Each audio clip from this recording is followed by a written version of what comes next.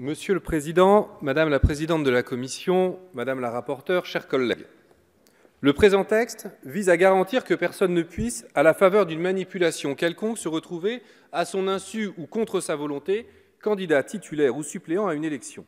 Il a reçu un accueil favorable de l'ensemble des groupes politiques lors de son passage au Sénat et en commission, et a même vu son champ d'implication élargi. Il va sans dire que l'enrôlement de ces candidats malgré eux est inacceptable. Il est une humiliation des personnes vulnérables et une atteinte à l'intégrité du jeu démocratique. Le groupe de la France Insoumise votera donc, bien évidemment, ce texte. Il le votera avec d'autant plus de facilité que ses membres, et notamment son président Jean-Luc Mélenchon, ont souvent eu à pâtir de méthodes de falsification dont certains, sur ces bancs même, se sont fait une spécialité. Faux candidats, faux tracts, fausses déclarations, rumeurs infâmes, presque toujours employés par les mêmes individus. Les moyens mis en œuvre pour fausser les scrutins sont nombreux. C'est pourquoi le groupe de la France Insoumise regrette que le texte examiné aujourd'hui ait un objectif trop étroit. Il aurait pu tout d'abord renforcer l'arsenal à disposition du juge pour enrayer cette tendance à polluer le débat. Il faut dire que la timidité dont les auteurs du texte ont fait preuve rappelle, bien malgré eux sans doute, celle qu'a montrée le gouvernement socialiste durant l'affaire des faux tracts de Hénin-Beaumont, par exemple. Il faut croire qu'à l'époque, la fermeté n'était pas à l'ordre du jour. Dans cette affaire, alors que les faits étaient établis, reconnus par leur auteur à la télévision et la volonté de nuire était évidente, le procureur s'était refusé à donner un avis. Son autorité de tutelle n'avait apparemment pas donné de consignes visant à dissuader les fraudeurs. Cette décision est d'autant plus regrettable que cette année, une affaire de même nature a causé, à juste titre, l'annulation de l'élection législative de la première circonscription du territoire de Belfort. Mais ce texte aurait pu surtout montrer plus d'ambition en proposant des remèdes à la crise démocratique profonde que traverse notre pays. Car il ne suffira pas d'assurer que les candidats aux élections le sont de leur plein gré. Cette exigence minimale ne sauvera pas la Ve République et ses institutions vermoulues. Le constat n'est pas nouveau. Année après année, le nombre des citoyennes et citoyens qui s'écartent des urnes continue d'augmenter. Bien sûr, nous le regrettons. Mais qui parmi nous pourrait dire qu'ils n'ont pas de bonnes raisons de le faire ? La démocratie est verrouillée et les voix singulières n'ont pas grande chance de se faire entendre dès lors qu'elles pourraient mettre en danger l'oligarchie. Les exemples sont hélas trop nombreux des moyens employés pour dissuader le peuple de se mêler de ces affaires. Citons par exemple l'obligation d'obtenir 500 parrainages d'élus pour pouvoir se présenter à l'élection présidentielle. Cette barrière, opposée à d'éventuelles candidatures de fantaisie, n'en finit pas, scrutin après scrutin, de montrer sa nocivité. Systématiquement, elle devient la cause d'un feuilleton médiatique qui occulte toute question de fond. Au détriment des questions de fond également, des candidats dont la candidature trouve un écho populaire indéniable voient leur campagne paralysée. Leurs propositions sont écartées aussi longtemps que possible du débat, car quelle banque accepte de prêter à un candidat tant qu'il n'a pas ses parrainages ? Aucune. Si le législateur tient tellement à cette idée de parrainage, pourquoi au moins ne pas lui substituer au parrainage des élus l'idée d'un parrainage par des citoyens ? Il faut mettre fin à l'entre-soi de l'oligarchie pour rendre à la vie politique son intérêt et redonner son plein sens à la démocratie. Autre verrou qui ferme le jeu politique et auquel ce texte aurait pu s'attaquer, la répartition du temps de parole.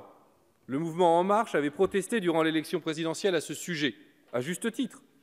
Pourtant, le gouvernement prévoit d'utiliser lors des prochaines élections un mode de calcul du temps de parole qui, si l'on en croit le journal Marianne, ferait passer le temps d'antenne de la majorité de 20 à 51 minutes et celui de la France Insoumise, par exemple, de 20 à 2 minutes. Alors que ces deux mouvements ont obtenu respectivement 24 et 19,6% des voix lors des élections présidentielles.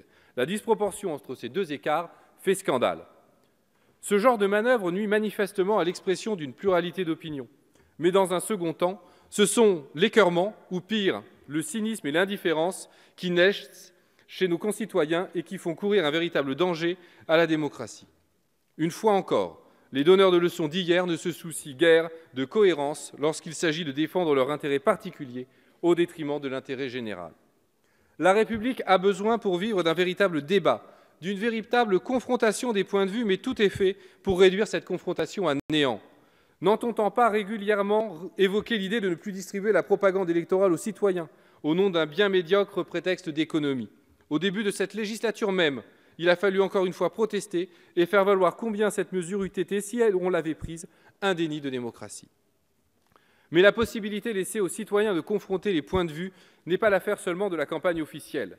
Le pluralisme des idées n'a pas beaucoup de défenseurs dans l'État, mais il en a peut-être encore moins dans les médias. Une élection en a donné une illustration criante. La campagne référendaire de 2005, qui avait vu une armée d'éditorialistes zélés faire une campagne active en faveur du oui, tandis que celles et ceux qui défendaient le non étaient invariablement stigmatisés de toutes les façons possibles et imaginables. À les entendre, les grenouilles et les sauterelles auraient dû s'abattre sur notre pays à l'issue du vote. Mais la volonté populaire, de toute façon, était de peu de poids face à l'obstination du pouvoir. Elle a été bafouée 2 ans après, avec l'adoption du traité de Lisbonne, décidé par ceux qui brandissent aujourd'hui une consultation taillée sur mesure pour défendre le projet de Notre-Dame-des-Landes et critiquer son annulation. Certes, toutes les élections ne donnent pas lieu à un déchaînement de conformisme aussi caricatural. Cependant, le sort réservé aux opinions hétérodoxes n'est guère enviable. L'autoproclamé cercle de la raison agit avec efficacité pour intimider les réfractaires et les tourner en dérision. Surtout, l'organisation économique du système médiatique, la concentration des titres de presse entre les mains de quelques milliardaires, l'exploitation généralisée des journalistes et pigistes, massivement embauchés sous des statuts précaires, et notamment comme auto-entrepreneurs, pressés de faire vite et pas cher, tout en servant les intérêts des commanditaires de publicité en tout genre, tout concourt à faire du débat public un champ lisse de conformisme, miné de polémiques navrantes. Alors qu'on voudrait pouvoir dire aux journalistes, pour paraphraser un personnage célèbre, « Soyez la lumière du monde, éclairez vos contemporains », on est bien forcé de constater que l'absurdité domine dans le système médiatique et que la recherche aveugle du profit conduit à mettre la lumière sous le boisseau. Enfin, et c'est bien entendu le cœur du problème auquel notre pays doit faire face, ce sont les institutions elles-mêmes qu'il faut refonder en passant à une 6e République. Certains se sont félicités de voir entrer la société civile à l'Assemblée nationale. Société civile, c'est l'expression que le macronisme, pris par un scrupule d'honnêteté, il faut lui reconnaître cela, a choisi de substituer au mot « peuple ».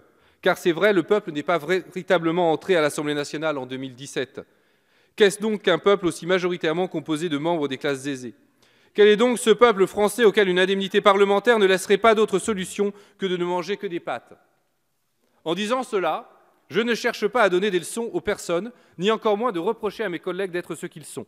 Au contraire, j'observe simplement qu'en dépit des bonnes volontés, que je ne veux pas un instant remettre en doute, les institutions ne permettent pas réellement au peuple de prendre son destin en main et d'agir directement en faveur de l'intérêt général. J'observe aussi que l'équilibre général des pouvoirs dans la Ve République n'est justement pas un équilibre. La balance penche si nettement en faveur de l'exécutif, la prépondérance du président de la République est telle qu'on a raison de parler de monarchie présidentielle.